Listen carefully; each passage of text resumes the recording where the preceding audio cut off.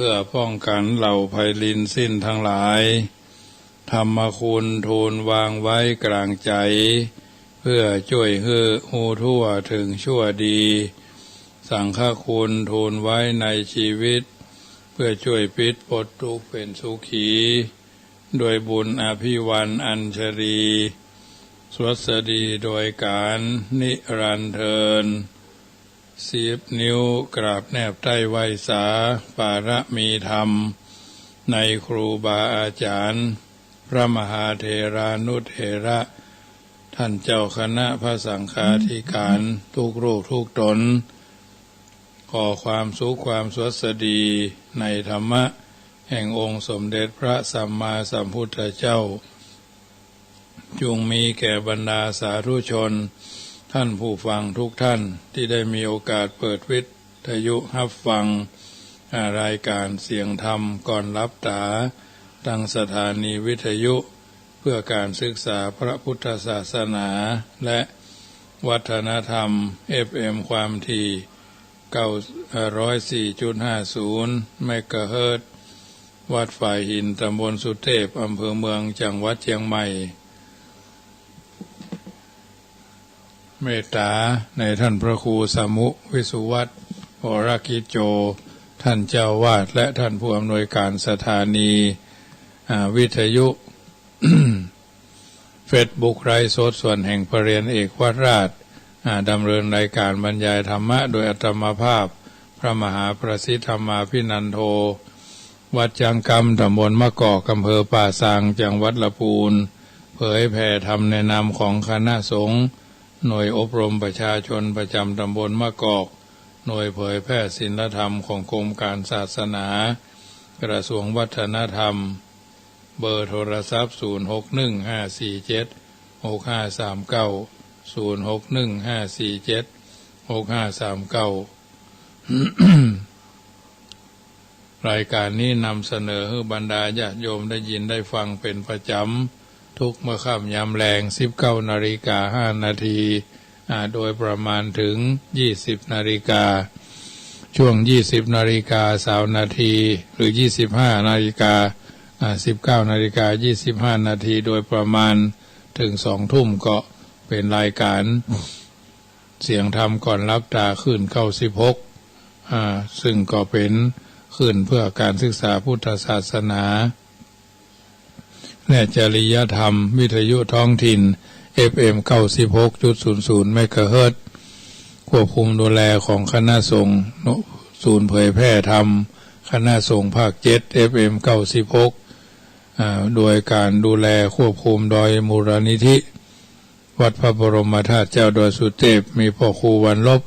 นามวงพรมเป็นต้นเป็นประธานเพราะฉะนั้นเมื่อค่ำยามแลงวันนี้พระกันแล้วก็จะได้นำไหว้พระกราบพระไหว้พระ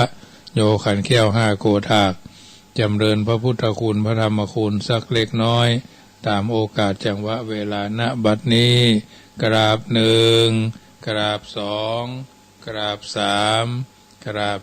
4กราบ5อะระหังสัมมาสัมพุทโธภะคะวาพุทธังภะคะวันตังอภิวาเทมิกราบสวากขาโตภะคะวะตาธัมโมธัมมังนามัสสามิกราบสุปฏิปันโนภะคะวะโตสาวกสังโฆสังฆังนามามิกราบมาตาปิตุคุณังอหังวันตามิกราบ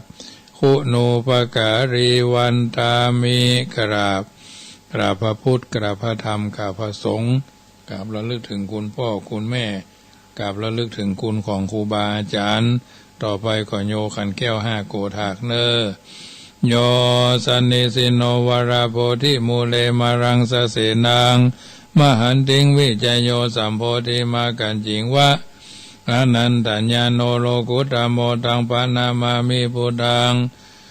อัตถังคิโกอริยปัตโตจนานังโมคขปะเวสายาอุจุกามะโกอายังสันติกโรตุตาโสนโยปานิยานิโก ตังปันนามามิสังโฆวิสุทโธวราตกินายโยสันตินทริโยสัพพมราปะหิโนกุเนหิเนเกหิสมิติปัตโตอนาสาวตังปันนามามิสังฆังนามามิพุทธังกุณาสากลันตังนามามิธัมมังมุนีรายัตเตสิตังนามามิสังฆังมุนีราชสาวกังนามามิกัมมทานังนิพพานาติกามุปยังนามามิกัมมทานาตายากาจาริยังนิพพานามกุเตสกังอัจจโยโนปันเตอัจจกามายถาภเรยถามูลาเอยถากุสเลเยมยังพุทธาธรรมสังฆสังฆเตสุเตระตันปัญติเลระตันเนสุอาติเทวาปัจจุปันเนวาอวิวายาทิวาราโหวากายเยนวาวาจายาวามนัสสาวะปะมตานาการาวามการิมาเทมยังอาจยังอาจยโตทิสวายตาธรรมังปฏิกโรมาเตสังโนปันเตปุตตาธิรัตนาปัญจกังอนุกัมปังอุปาทายาอาจยังอาจยโตปฏิกนันโตกัมมันโตอายาติงสังวรายามาอายาติงสังวริสามานาปุเนวังปฏิกริสามาพุทธปูจามหาเตจาธรรมปูจามหาราภาปูจาระเหปูจายโตพุทเทยติวาสาวเกปปัญจสมาธิกันเตติเนโสกาปลิเทเวเตตาติเสปูจายโตนิพุเตอากุโตภเจนะสกาปุญญาสังฆตุงอิเมธรรมปิเกนะจิอิเมนะอากิตุปะปุปาราจาอุจกะลาวะกะเมนะเมตยาพุทธัสสะทัสสะนัญจารภามหาเสยวานุปัจจโตพุทโธเมตโยเทวะปูจิโตสังสาเลสังสารันโตปิอาปะเจนะขมามหาเสนิปานาปัจจโยโหตุโนนิจจังนะโมตัสสะภะคะวะโตอะระหะโตสัมมาสัมพุทธัสสะนะโมตัสสะภะคะวะโตอะระหะโตสัมมาสัมพุทธัสสะนะโมตัสสะภะคะวะโตอะระหะโตสัมมาสัมพุทธัสสะพุทธังสรณังกัจฉามิธัมมังสรณังกัจฉามิสังฆังสรณังกัจฉามิทุติยัมปิพุทธังสรณังกัจฉามิทุติยัมปิธัมมังสรณังกัจฉามิทุติยัมปิสังฆังสรณังกัจฉามิตติยัมปิพุทธังสรณังกัจฉามิตติยัมปิธัมมังสรณังกัจฉามิตติยัมปิสังฆังสรณังกัจฉามิสรณกัมมานัง นะโมเมสัพพะพุทธานังตัวติงสาวาลาลกโนตานังกะโลมหาวิโรเมตังกะโลมหายาโสสารานังกะโลโลกาหิโตติปังกะโลจุตินทโลกุณัญโยจนะปะโมโคมังกะโลปุริสาสะโพสุมาโนสุมาโนติโลเลวะโตระติวัฒโนโสภิโตกุณสัมปันโนอโนมัตสีจานุธรรมโมปทุโมโลกาปโจโตนารโตวราสารถิปทุมุตโรสัทธสารโรสุเมโตอากาภูกาโลสุจาโตสัพพโรกโกปิยทัสสีนาราสะโพอัตตาสิกรุณิโกธรรมทัสสิธัมโมโนโตสิทาโตอาสัมโมโลเอติโสจวัตตังวโรปุโสจปวโรปุโตวิปัสสิจาอนุปโมสิกิสัพพหิโตสัตตเวสปุสุขตายะโกกะกุสันโตสัตตวะโหโกนากัมมโนรนัญจโหกัสสะโพสิลิสัมปันโนโกธัมโมสกายะปุงคโวอัตวิสติสังฆตาอิเมพุทธามหิติกะกรุณากุณาสัมปันนาสัพพโรกาภิปุจิตวะเอเตระสัพพะพุทธาอุตตมากาภูกราเทปิสังฆคุณาสุปิติเยมาตังปะทังเอเตพุทธาติตาจามังคาราหุนติสัพพตาทวิสติเมพุทเทโยนโรสารนังกัตโตกัปปานิสัตตสหัสสานิทุกขติงโสนาคจันติอัตถวิสติพุทธปริตังเยสันตาสันตติตาติสารนาสารนาเอตโรกันตเรวาภูมาจะเทวะคุณาคณาคหนาปยาวัฏสัพพะการังเอเตอายันตุเทววรากนากามเยเมรุราเจวะสันโตสาเหตุมุนีวราวจนังสาสมดุมาคังสมาคังสะเพสุจักวะเรสุจักขาเทวา ยาโมยังจาภามุโนยังอเมหิกาตังบุญยังสัพพสัมปติสัทธกังสัพเพตังอนุโมทิตาวาสมคาสัสเนรตาปมาตารังหิตาหุนตุวราคาโตวิเศษโตศาสนาสัจจโลกัสสะบุติภวโตสัพพทาศาสนัมปิจโรกัญจเทวราคันตุสัพพทาสติงหุนตุสุขีสัพเพปริวาเรหิอัตโนอนิคาสุมานาหุนตุสหสัพเพหิยติภิราชโตวาโจระโตวามนุสโตวาอมนุสโตวากิโตวาอุตกะโตวาปิสาจโตวาขานุกะโตวากันดกะโตวานาคตาโตวาจนะปตาโรกาโตวาอาสัทธมะโตวาอาสันติติโตวาอาสาบุริสาโตวาจันดาหันติอาสามิกาโกนากุกุระอหิวิจิกามณิสัมปติปิอาจาตราสาสุกาลามาหิสัญญคาลคาสติหินานาพยาโตวานานาโลกาโตวานานาอุปตวะโตวาอลขังกังอันตุปานิธานาโตปัฏฐายาตถาคตาสัตสะปะระมิโยตัสสะอุปะปะระมิโยตัสสะปรมัตถปะระมิโยปัญจมหาปริจเกติโสจริยาปัจฉิมภเวกภาวะกันติงจติงอภินิกามานังปัฏฐานาจาริยังโพธิปัลลังเกมราวิจัญญาสัพพัญโยตัญญานาปฏิเวทังนาวโลกุตละธรรมเมติสัพเพปิเมพุทธกุเนอวจิตวาเวสาลิยติสุภกลันตะเลสุติยามลติงปริตังกรุณโตยัสสมานันตเดโลวิญญกรุญญาจิตังอุปดาเปตวโกติสัตตะสาเสสุจักวเรสุเทวตายสันนัมปติกนันติยัญจเวสาลิยัมโพเลโลกามโนสตุปิกาสัมพุตันติวิธรรมยังกิปมันตรธาเวสีปริตันตัมพนามาเหอนุตตรังอภิสัมโพธิสัมพุจิตาวาตถาคโตปะธรรมังยังอัตเตเสสีธรรมจักขังอนุตตรังสัมมาเทวะปวะเตนโตโรเกอปฏิวัติยังยถาคตาอุปวันตปฏิปฏิจมัจจิมาจตุสวาลิยสัจเจสุวิสุทังญาณทัสสนังเทสีตังธรรมราเจนะสัมมาสัมโพธิกิตานังนาเมนะวิสุทังสุตัง ธรรมจักรปวัตนังวายาการณาปเทนะสังคีตันตัมปนามาเสเอวเมสุตังเอกังสมัยยังภควาปาราณสียังวิหารติอิสิปตเน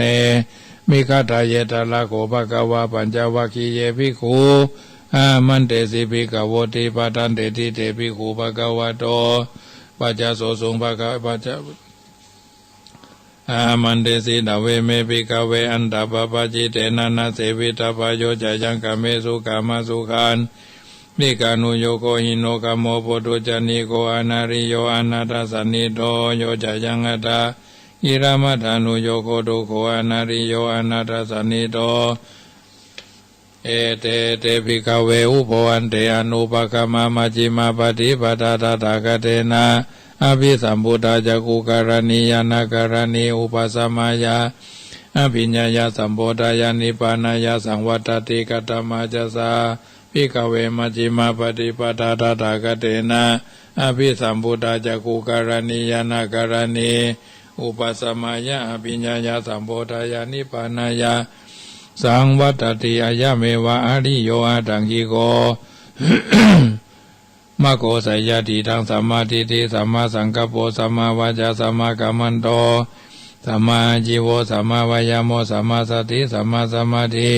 อายังโคสาภิกขเวมัจจิมาปฏิปทาตถาคเตนะภิสัมพุทธาจักขุการณียานาการณีอุปสัมมายะอภิญญายะสัมโพธายานิปานายาสังวัตติทังโขปนาภิกขเวทุกขังอริยสัจจังจติปิทุกขาจาราปิทุกขามรณัมปิทุกขังโสกาปลิเทวะทุกขโทมนัสสุปายาสาปิทุกขาปิเยหิสัมปโยโคทุกโขวิปโยทุกโขปิเยหิวิปโยโคทุกโขยะปิจันนราปติตามปิเรตังกัสังกตุตังยัมปิจันนราปติตามปิทุกขังอริยสังคิเตนะปัจจุปทานกันดาทุกขาอิตังโกปนาภิกขเวทุกขสมุทัยโยอริยสัจจังญายังตัณหาปโนภวิกานันติ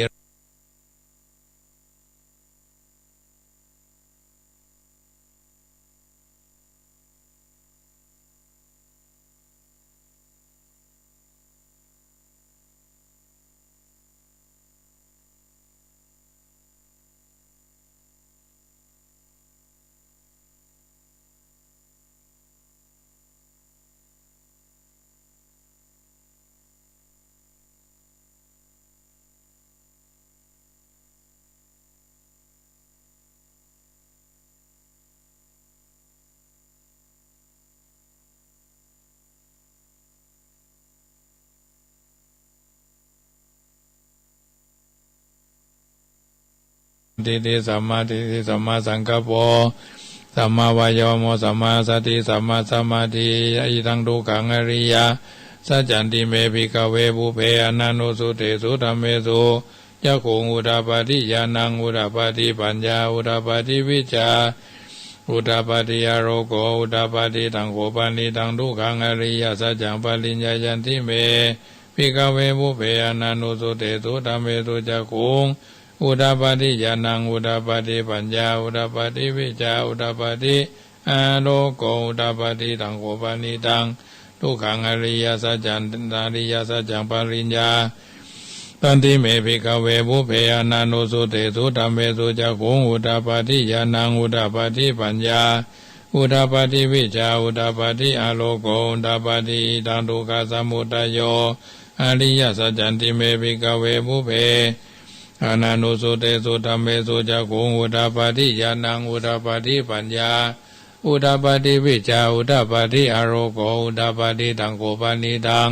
ทุกขสมุทัยโยอริยสัจจังปหาทัพพันติเมภิกขเวปุเพอนันโนสุเตสุธัมเมสุจักขุงอุดาปาทิญาณังอุดาปาทิปัญญาอุดาปาทิวิชชาอุดาปาทิตังโขปานิตังทุกขสมุทัยโยอริยสัจจังปหินันติเมอภิกขเวปุเพอนันโนสุเตสุธัมเมสุจักขุงอุดาปาทิญาณังอุดาปาทิปัญญาอุดาปาทิวิชชาอุดาปาทิอโรโกอุดาปาทิตังโขปานิตังอิทังทุกขานิโรธคามินีปฏิปทาอริยสัจจันติเมภิกขเวปุเพอนันโนสุเตสุธัมเมสุจักขุงอุดาปาทิญาณังอุดาปาทิปัญญาอุดาปาทิวิชชาอุดาปาทิอโรโกอุดาปาทิตังโขปานิตังทุกขานิโรธอริยสัจจังสัจจิกาทัพพันติเมภิกขเวปุเพอนันโนสุเตสุธัมเมสุจักขุงอุดาปาทิญาณังอุดาปาทิปัญญาอุดาปาทิวิชชาอุดาปาทิอโรโกอุดาปาทิตังโขปานิตังทุกขานิโรธคามินีปฏิปทาทุกขานิโรธคามทุกขานิโรธอริยสัจจังสัจจิกตันติเมภิกขเวปุเพอนันโนสุเตสุธัมเมสุจักขุงอุดาปาทิญาณังอุดาปาทิปัญญาอุดาปาทิวิชชาอุดาปาทิอโรโกอุดาปาทิตังทุกขานิโรธคามินีปฏิปทาอริยสัจจันติเมภิกขเวปุเพอนันโนสุเตสุธัมเมสุจักขุงอุดาปาทิญาณังอุดาปาทิปัญญาอุดาปาทิวิชชาอุดาปาทิอโรโกอุดาปาทิตังโขปานิตังทุกขานิโรธคามินีปฏิปทาอริยสัจจังภาเวตาปันติเมภิกขเวปุเพอนันโนสุเตสุธัมเมสุจักขุงอุดาปาทิญาณังอุดาปาทิปัญญาอุดาปาทิวิชชาอุดาปาทิอโรโกอุดาปาทิตังโขปานิตังทุกขานิโรธคามินีปฏิปทาอริยสัจจังภาเวทันติเมภิกขเวปุเพอนันโนสุเตสุธัมเมสุจักขุงอุดาปาทิญาณังอุดาปาทิปัญญาอุดาปาทิวิชชาอุดาปาทิอโรโกอุดาปาทิยาวะกิวันจเมภิกขเวหิเมสุ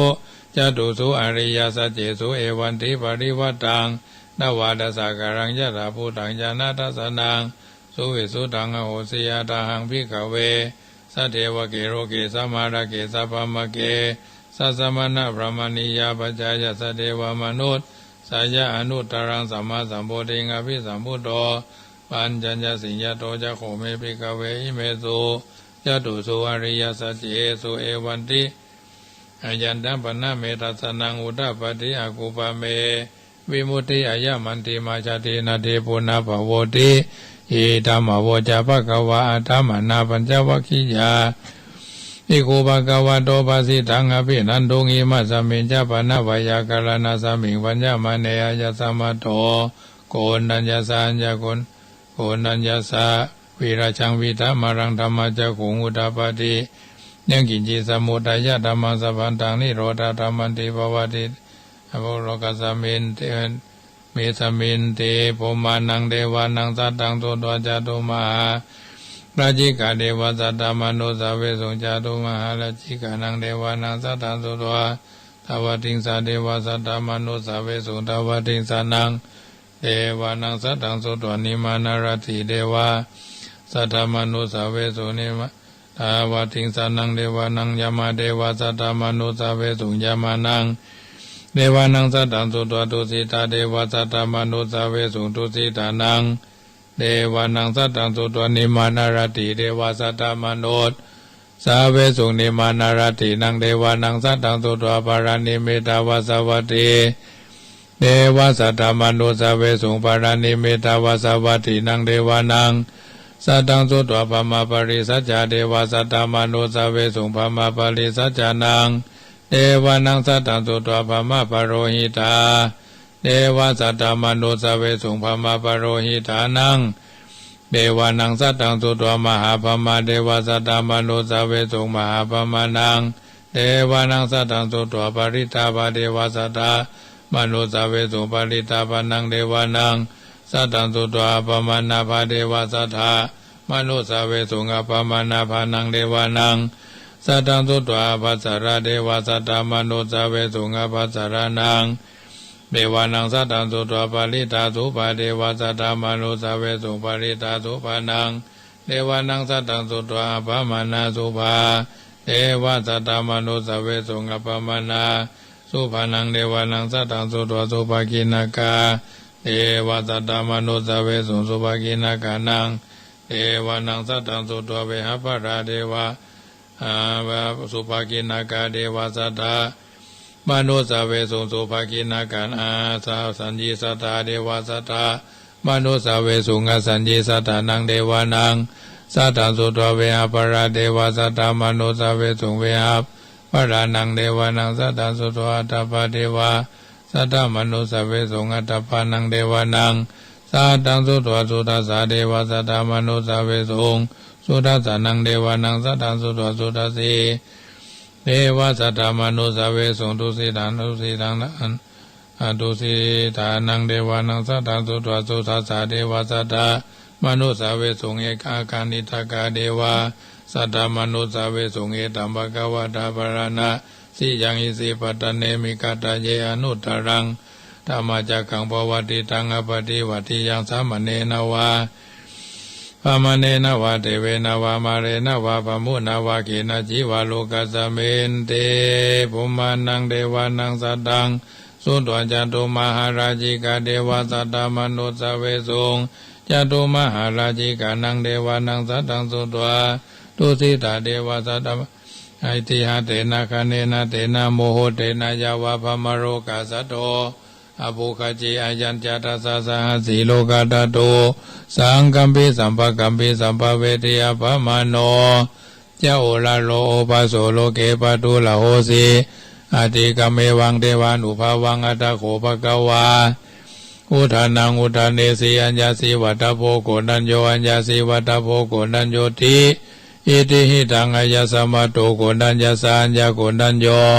ตเววะนามังอโหสิติธรรมจักขปวัตนาสุตังนิธิตังโกนัญโยปฏิโยวะโพมหานาโมจาสจิเอเตปัญจมหาเถราปัญจวัคคีติวุจเรติอาการณิยมัตตกุสเลนะจันตังสันตังปะตังอภิสัมเมจัสโกอุจุจัสสุหุจุจัสสุวะโจจัสสามุตโตอนาติมณีสันตุสโกจัสสุภโรจาปะกิโจจัสสันลาหุกะโวติสันเตนทาริโยจานิปะโกจาปะคะโพกุเลโสอนันุขิโตนะจักขุตังสัมมาจเลกิจิเยนะวิญโยปะเรอุปาวะรยนสุขิโนวะเขมิโตโตสเปสัตตาภวันตุสุขิตตาเยเกจิปนาพุทธติทัสสาวะทาวะระวาอนาวเสสติกาวเจมหันตาวะมัจจิมานัสกานุกาตุระเทตวะเจจะอาทิตาเจจะตุเรวสันติยวิตุเรอุตาวะสัมภเวสีวัสเปสัตตาภวันตุสุขิตตานะปโรปรัง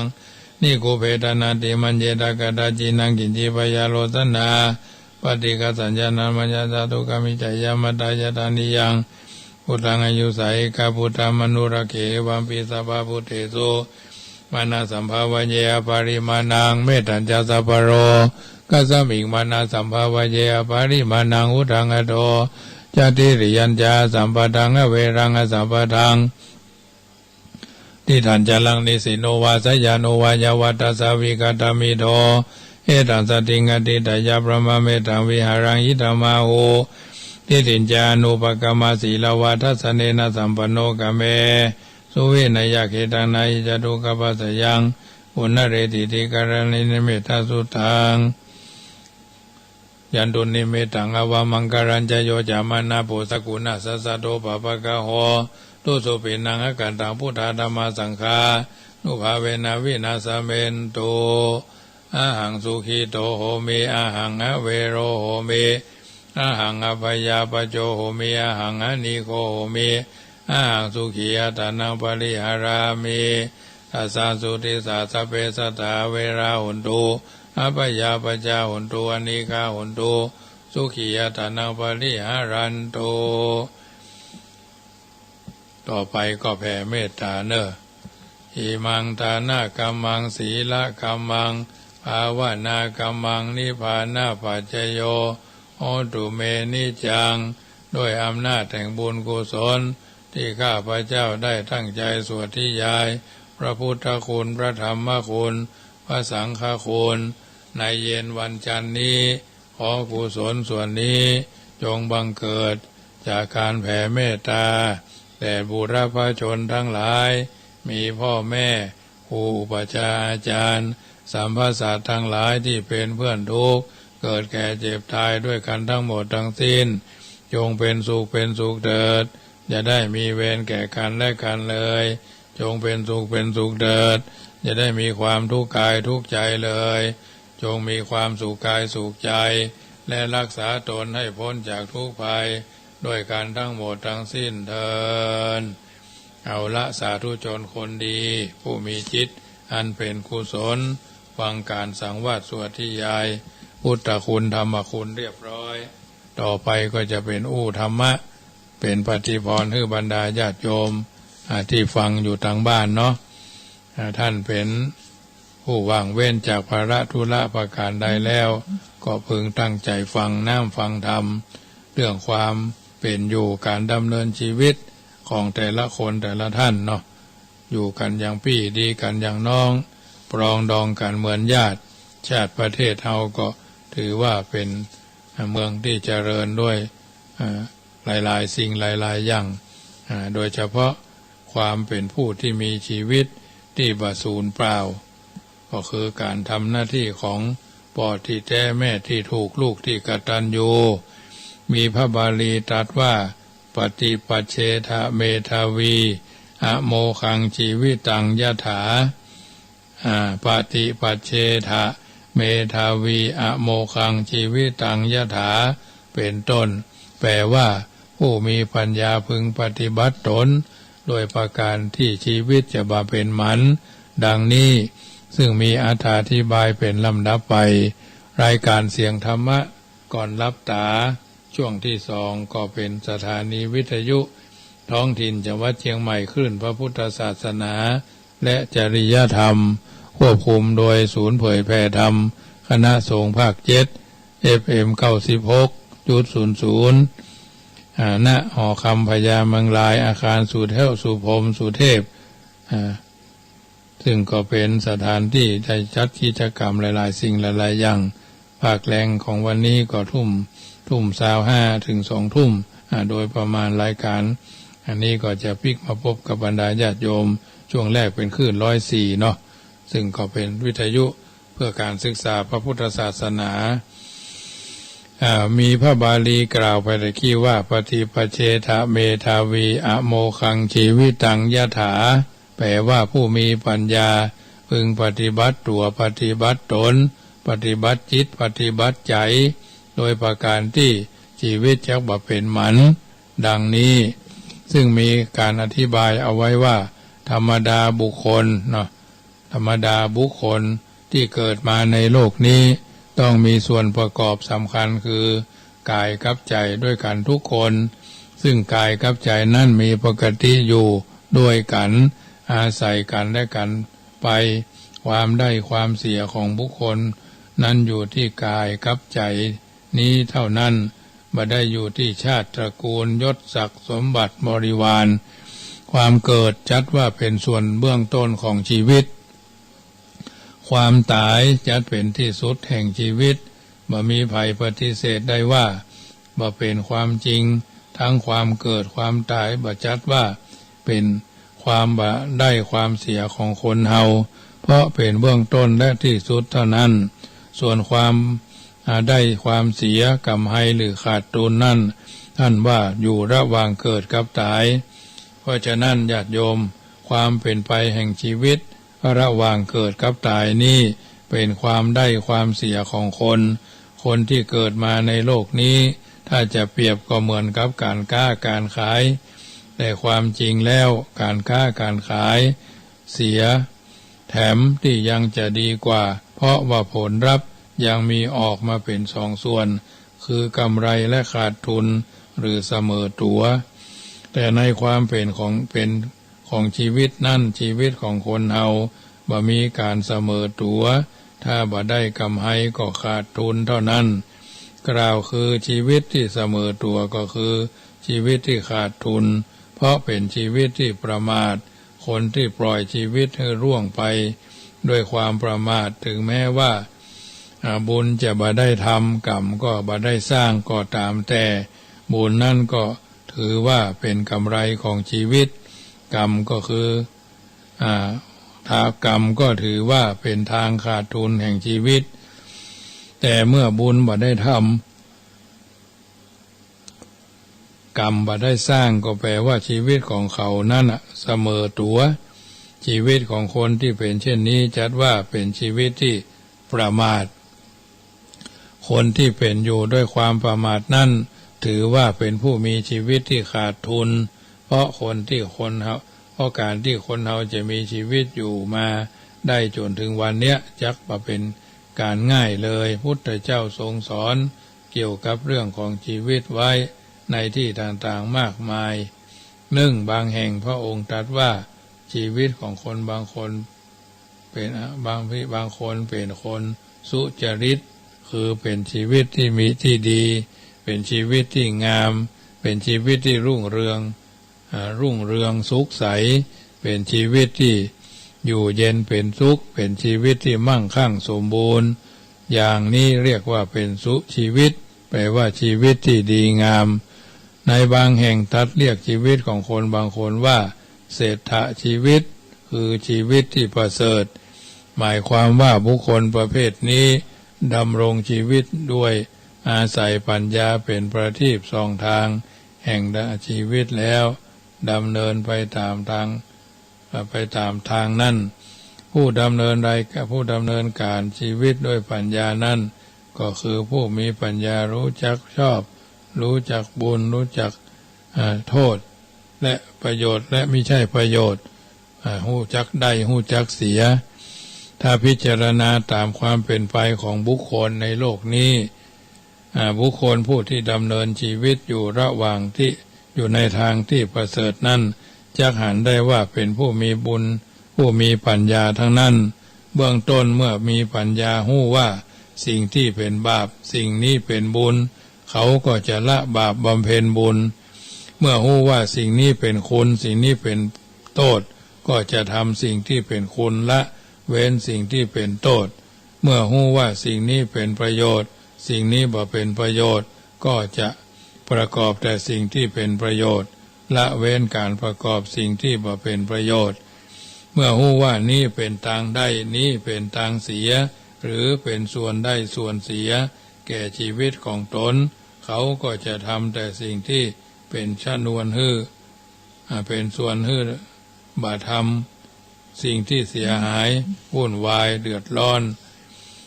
ตามหลักนี้จะหันได้ว่าคนที่ดำเนินชีวิตประเสริฐต้องใช้ปัญญาเป็นดวงประทีป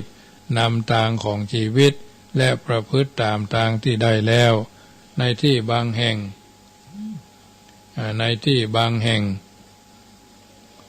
ตรัสว่าชีวิตคนบางคนเป็นอโมฆะชีวิตคือชีวิตที่บ่เป็นหมันหรือชีวิตที่บ่สูญเปล่าบ่เสียเปล่าชีวิตเช่นนี้นั้นเป็นชีวิตที่ได้ทำสิ่งที่เป็นคุณประโยชน์การทำในสิ่งที่เป็นประโยชน์นั้นท่านแบ่งออกเป็นสองฝ่ายคือฝ่ายหนึ่งเพื่อทำเพื่อตนฝ่ายที่สองเป็น เพิ่นว่าสร้างอนาคตเรียกว่าสร้างอนัตตสมาปณิธิกับตนเพราะสิ่งที่ทำนั้นเป็นประโยชน์โดยตรงการทำบางอย่างบ่ใช่เพื่อประโยชน์ตนโดยตรงมุ่งหวังเอื้อกูลกันคือทำสิ่งที่เป็นประโยชน์เกื้อกูลแก่คนอื่นเป็นต้นบุคคลผู้มีชีวิตดังกล่าวมานี้พุทธเจ้าตรัสว่าอโมฆะชีวิตคือเป็นชีวิตที่บ่เป็นหมันเป็นชีวิตที่บ่สูญเปล่าชีวิตทั้งสามก็คือสุชีวิตชีวิตที่ดีงามเศรษฐชีวิตชีวิตที่ประเสริฐอโมฆะชีวิตชีวิตที่บ่เป็นหมันหรือบ่สูญเปล่านี้จัดเป็นว่ากลุ่มชีวิตหรือจะจัดอยู่ในฝ่ายทั้งดีส่วนชีวิตที่จัดอยู่ในฝ่ายข้างชั่วหรือในฝ่ายข้างเสียพระองค์ก็ตรัสไว้ว่าเหมือนกันไว้ว่าที่บางแห่งพระสงฆ์ตรัสเรียกว่าชีวิตของบุคคลบางคนว่าเป็นทุตสะชีวิตคือสัตว์เป็นสัตว์ที่ชั่วเป็นชีวิตที่ต่ำต้อยเป็นชีวิตที่ยากแค้นเข็ญเป็นชีวิตที่อับเฉาอันเนี้ยเกิดจากการกระทำของตนเองแทบจะทางนั้นชีวิตดังกล่าวเนี้ยตัดเรียกว่าทุตชีวิตนะสองในที่บางแห่งตัดเรียกว่าชีวิตของคนบางคนอาเศรษฐชีวิตคือเป็นชีวิตที่บ่ประเสริฐมีลักษณะตรงกันข้ามกับเศรษฐเอาท่านทั้งหลายนี่แหละในที่บางแห่งตัดเรียกชีวิตของคนบางพวกว่าโมฆะชีวิตโมฆะชีวิตคือชีวิตที่เป็นหมันชีวิตที่สูญเปล่ามีลักษณะตรงกันข้ามกับโมฆะชีวิตดังกล่าวแล้ว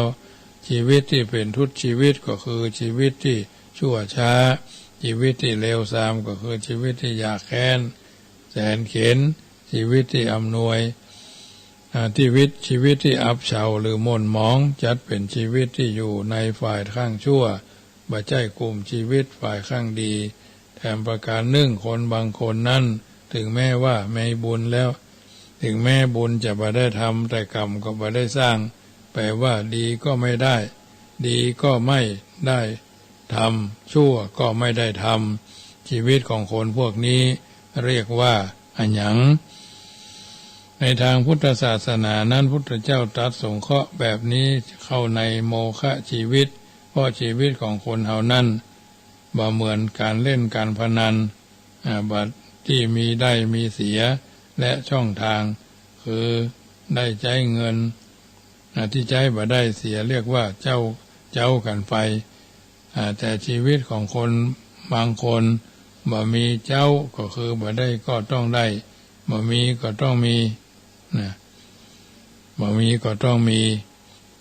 ชีวิตที่มีบุญบ่ได้ทำกรรมบ่ได้สร้างพระองค์ตรัสว่าโมฆะชีวิตที่สูญเปล่าหรือชีวิตที่เป็นหมันเพราะชีวิตของสัตว์ทั้งหลายเป็นของที่ได้มายากเป็นของที่มีอยู่ยากดังนั้นบุคคลจำจะต้องใช้ชีวิตของตนให้เกิดสิ่งที่เป็นคุณประโยชน์ให้ได้บ่ควรปล่อยชีวิตให้ล่วงเปล่าไปเป็นการเสียสละประโยชน์ที่พึงได้พึงมีเพราะคนที่ปล่อยวันเวลาล่วงเผยไปนั่นโดยบ่เป็นประโยชน์หรือได้ชื่อว่าเป็นคนประมาทบุคคลผู้ประมาทนั้นมักจะแสดงอาการออกโดยอาการต่างๆมากมายเป็นผู้ขี้ข้านหันแก่ความสะดวกสบายจะเอาแต่ที่ง่ายๆบางเตื้อก็หลงเพลิดเพลินมัวมกมุ่นหุ่นคิดกับอบายมุขทั้งหลายอยู่ในความสุขความสบายพ่องชอบที่ทำตามใจฝ่ายแพ้แก่ใจเป็นต้นเพราะฉะนั้นสาเหตุที่สำคัญอย่างหนึ่งที่ทำให้เป็นผู้ประมาทก็คือการพอข้ามความสำคัญของการเวลาจึงทำให้ผลผลิตผลก็ดีผลจากการปฏิบัติขัดเกลา จึงทำให้พัดวันประกันพรุ่งรวมทั้งความเป็นวัยเมาในวัยเนาะเมาในวัยเมาในครอบครัวหรือเมาในความไร้โลกเมาในชีวิตเมาด้วยความยังหนุ่มยังสาว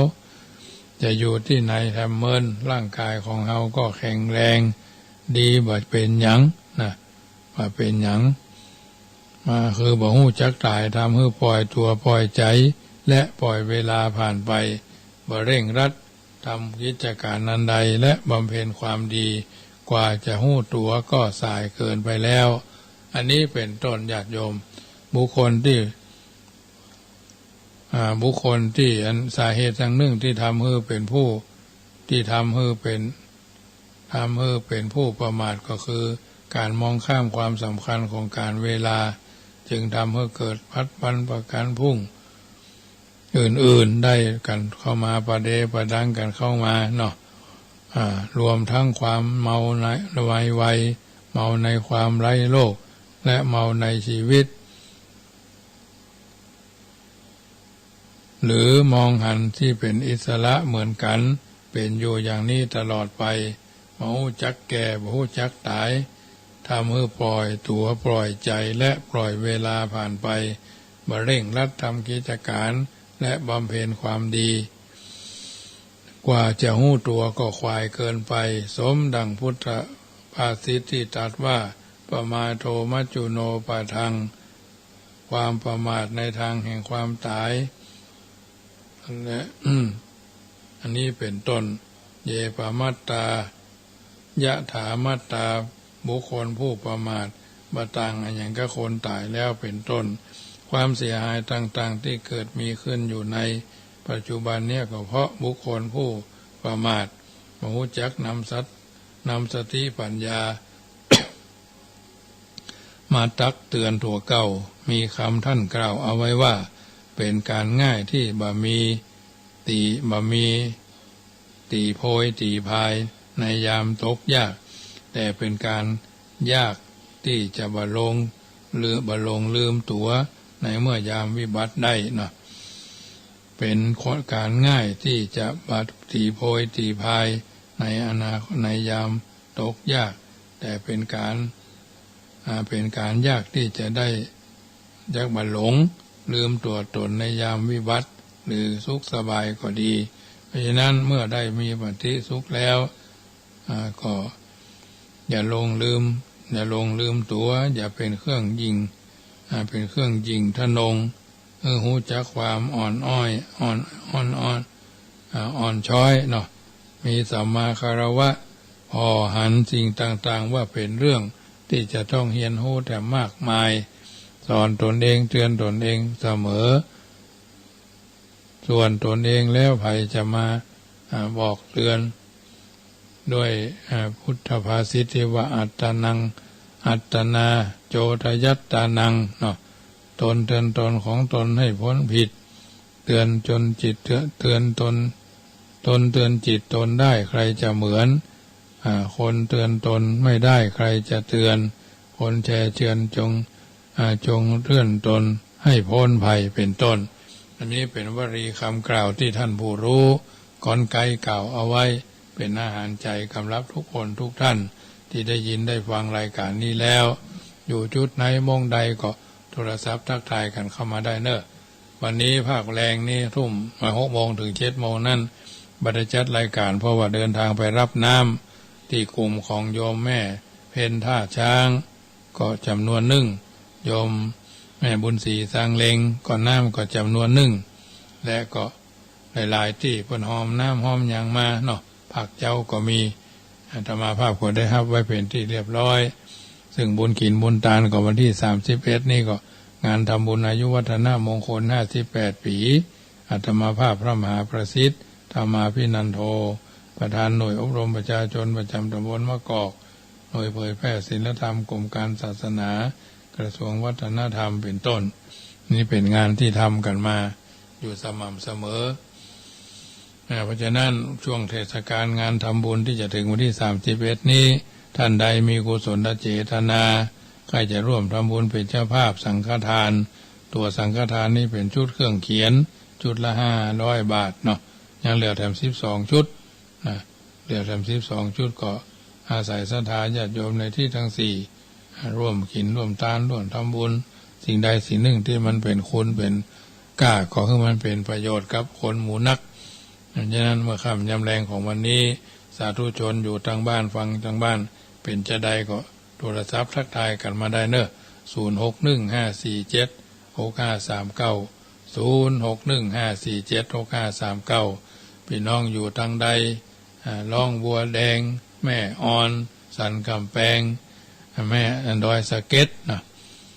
ตลอดจนสถานีวิทยุแม่ริมเนาะแม่ริมมาทางห่างดงอำเภอเมือง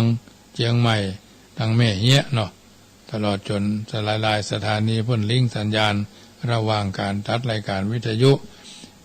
เมื่อเราได้ยินได้ฟังแล้วก็เอาไปปรับใจในการดำเนินชีวิตของเราเนาะเจริญพรแม่สมศรี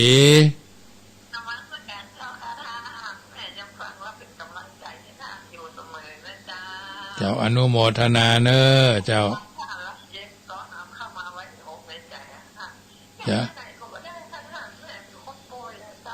จะเป็นเจ้าสบายสุขสบายเนอจะโมทนาเอาเป็นกำลังใจปันหอมปันหายเนาะ1 เสียง1 สาย1 กำลังใจป่วยกายไม่เป็นไรอย่าป่วยใจก็ใช้ได้เนาะป่วยกายไม่เป็นไรป่วยใจก็ใช้ได้เพราะฉะนั้นบัณฑิตชนคนผู้รู้ท่านกล่าวเอาไว้หลายวลีคำกล่าวเอาท่านทั้งหลายเป็นคนรุ่นใหม่รุ่นเก่าก็นำไปปรับใช้ในการดำเนินชีวิตเจริญพรฟังรายการอยู่เนาะ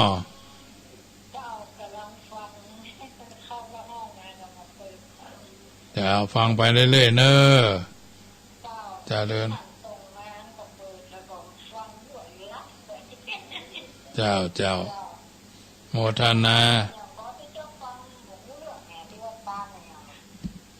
ทำบุญอายุวันที่31อาตมากะ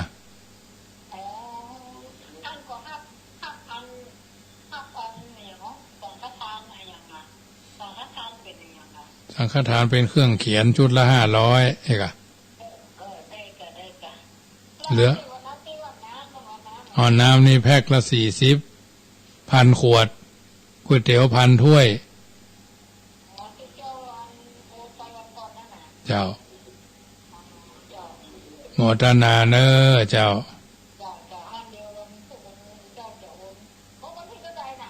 31เจ้า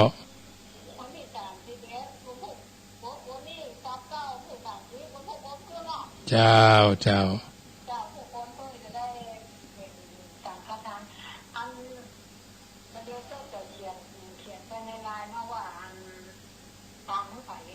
้าได้เลยโมทนาอ้าวยายพรร้องวัวแดงเจ้าฟังชัดเจนเนาะฝนตกอะไรบ้างน่ะ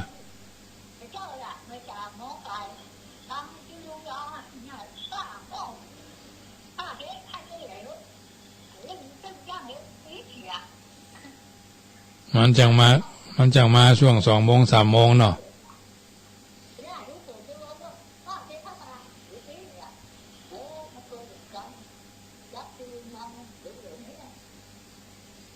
เจ้ากำลังใจเนออนุโมทนาแม่ก้อยปลาไผ่แจ้จ้างโทรเข้ามาใหม่เนอ0615476539อยู่จุดไหนมองใดก็โทรกันเข้ามาเป็นกำลังใจให้ทุกท่านทุกคนใกล้ไกลไม่ว่าเนาะเพิ่นบอกว่าไม่มีคนเลวก็ไม่รู้จักคนดีไม่มีหนี้ก็ไม่รู้จักประหยัดไม่มีนัดก็ไม่รู้จักเวลาไม่มีน้ำตาก็ไม่รู้จักจิตใจคนเนาะเจริญพรแม่ก้อยปลาไผ่เจริญพรแม่กันดายาเจริญพรเจ้าสุขสันต์วันเกิดนะ เจ้าโมทนาแม่เนอเจ้าแม่กัลยาสุนินหงส์มาเชียงใหม่เนื้อก็นอนเนื้อเจือไข่พี่น้องบ้านหงแล้วก็เจริญพรโยแม่ชี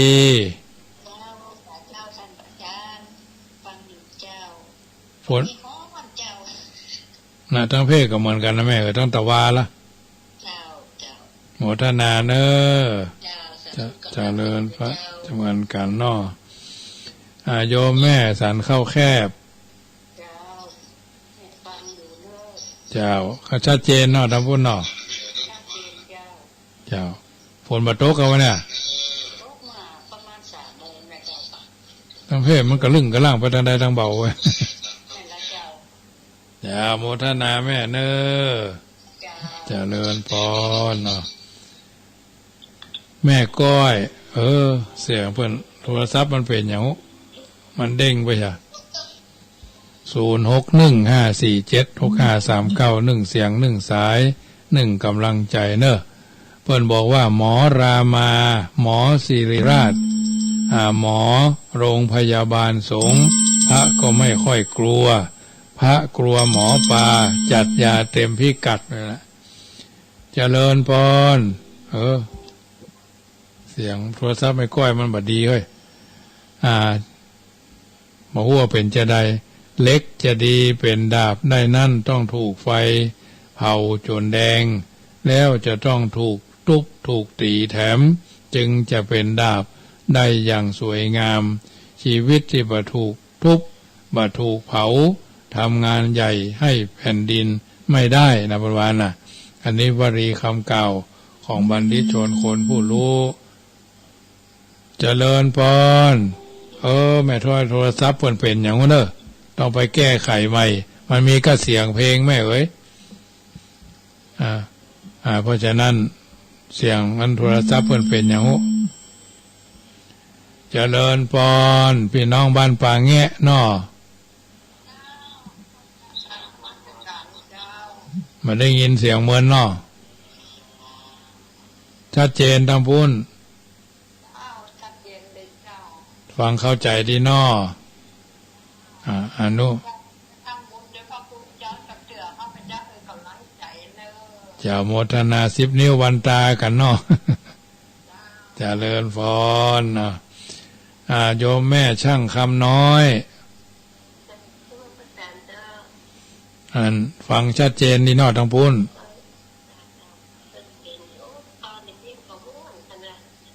ตอนกลางวันจน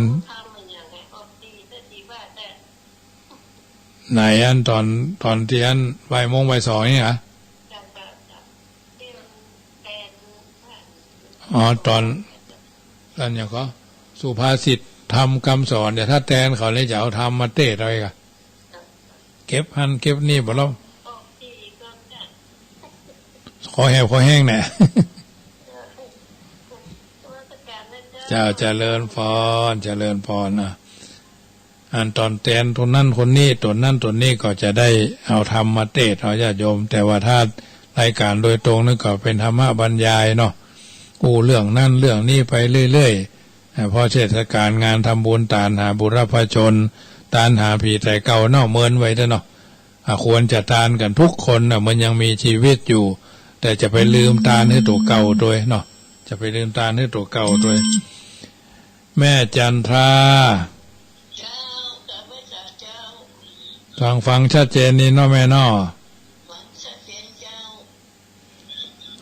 ฝนตกก่อนทั้งสกแปงก็ทั้งไม่ห้อยเงินตกตั้งเพศมันผ่านไปอย่างใดเฮ้ยกระลึ่งหายแซบพอเย็นนั่นเนาะจะโมทนาแม่เนอเจริญพรเอาละญาติโยมสาธุชนทุกคนทุกท่านได้ยินได้ฟังน้ำธรรมคำสอนแล้วมีโอกาสก็กินทานงานบุญด้วยกันวันพุธนี่ก็จะเป็นวันดาเนาะหลายคนก็โอนสตางค์มาร่วมเป็นเจ้าภาพน้ำดื่มพ่องก๋วยเตี๋ยวพ่องสังฆทานพ่องสิ่งละอันพละน้อยอาตมาได้รับแล้วก็ ปราบปลื้มปิติยินดีอย่างสูงคารวะโดยจิตอันเป็นกุศลอย่างยิ่งแม้อาตมาภาพได้อันใดสุขอย่างใดก็ขอญาติโยมทุกคนได้เช่นเดียวกันวันที่31ก็จะตั้งอกตั้งใจบูชาไฟไหว้พระอธิษฐานจิตบุญญาฤทธิ์แห่งการรัศมีธรรมฤทธิ์ของพระพุทธเจ้าพระธรรมพระสงฆ์อภิบาลประทานพรให้ญาติโยมที่ช่วยอุปถัมภ์อุปถากส่วนใดส่วนหนึ่งทั้งกำลังกายทั้งกำลังทรัพย์สุขเสถียรเที่ยงเต้าตลอดยาวชีวังไปจนกว่าชีวิตจะหาไม่เกิดมาพระกันเป็นพี่เป็นน้องเป็นเพื่อนเป็นเซี่ยวเป็นสหายกันตลอดไปค่ำคืนวันนี้รับเป็นสุขตื่นเป็นสุขกันทั่วหน้า